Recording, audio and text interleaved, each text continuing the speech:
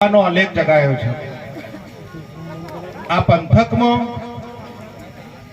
અહીંથી ઠેઠ 600 કિલોમીટર દૂર જવું ચાલીને અને ચાલતા જતા પદયાત્રીઓની સેવા કરવી અને સેવાનો ભેગ સાહેબ આ બધું મફતમાં થતું નથી।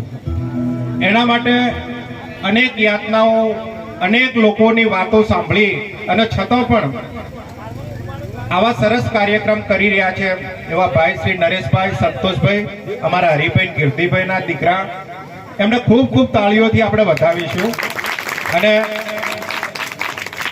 રામાપીરના ચરણોમાં પ્રાર્થના કરીએ છીએ કે હે પ્રભુ આ દીકરાઓને તાકાત આપજે। એમને જે આ આલેખ જગાવ્યો છે એ અલગ ગણી એમને એવી તાકાત આપજે કે આના કરતા પણ મોટા કેમ કરે અને સેવાના કામ કરતા રહે।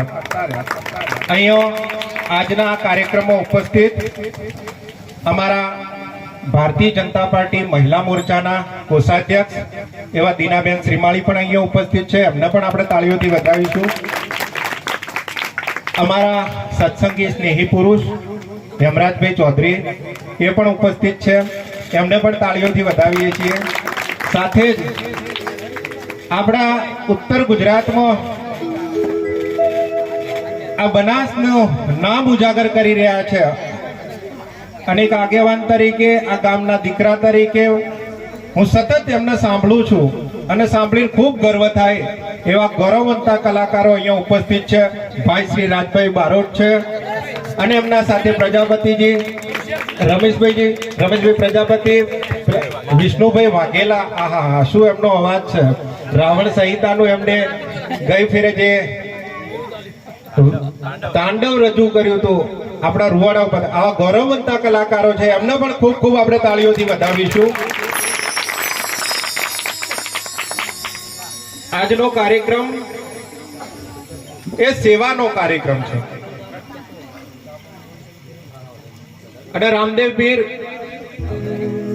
એ તો ભાઈ દુઃખ ભંજણા છે, એમને તો અનેક એમને સમર્થ કરતા સદા સહાય।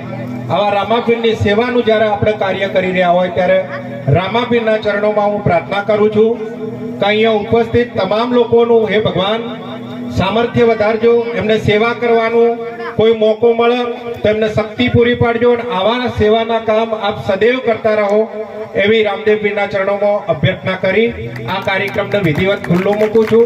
આગળના કાર્યક્રમ માટે ભાઈ શ્રી રાજભાઈ બારોટને વિનંતી કરીશ કે આપ આ દોર સંભાળો અને અમને મોજ કરાવો।